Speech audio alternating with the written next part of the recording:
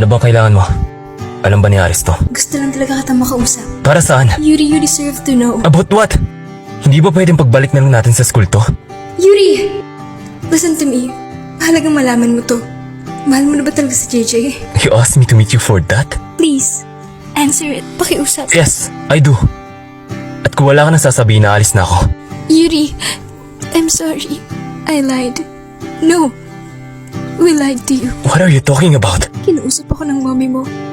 Sabi niya, iyon daw kita at hindi siya papayag na magkaroon tayo ng relasyon. I don't understand. Sabi niya, hindi daw ako bagay sa'yo. Sabi niya, kung hindi daw kita titigilan, hindi daw makakatungtong pamilya ko sa Korea. Natakot ako.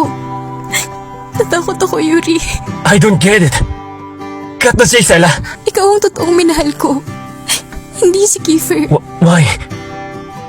Why are you saying this to me now? Yuri, Osatsuki! Osatsuki! hindi ko maintindihan. Yuri, Urasai! hindi ko maintindihan. Bakit ngayon? Bakit ngayon mo lang sinabi? Bakit hindi noon? Dahil natatakot ako. Alam mo namang naghihirap na kami, diba? Kung hindi makakabalik si Apo sa Korea, wala na kami. Kaya pinili mo akong saktan? Tingin mo maniniwala ako sa'yo? Yun ang totoo. Alam din ni Kiefer yun. Kinuusap din siya ng mommy mo. At sinabi ko din sa kanya nung araw na minugbog ka niya. Tama na! Sagutin mo ang tanong ko! Bakit ngayon mo lang sinabi to?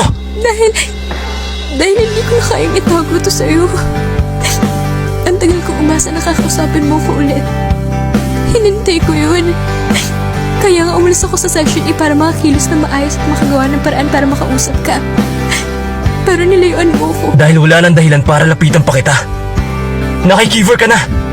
Girlfriend ka na ng kaibigan ko! Alam mo ba kung gaano kasakit yun? Kung ilang beses ko hiniling na sana ako na lang si Kiefer. Halos patayin ko yung sarili ko sa King's Ground. Sobrang sakit. Pinago ko yung sarili ko. Naging ibang tao sa pagbabakasali na pipiliin mo din ako. Pero hindi pa din. Kasi si Aris naman ang ginusto mo. I'm sorry, Yuri. Sorry?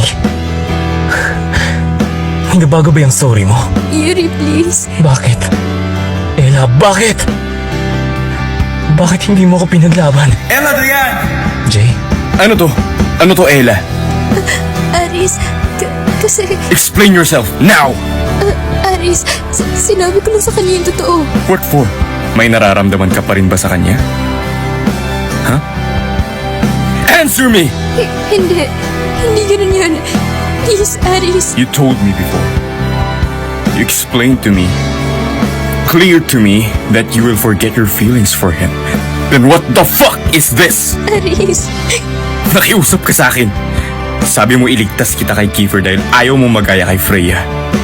Ibinigay ko ang gusto mo para maging masaya ka. Kapalit ang usapan natin na lalayuan mo na ang Section E na yan. Kakalimutan mo si Kiefer at higit sa lahat ang nararamdaman mo kay Yuri. Pero ano to?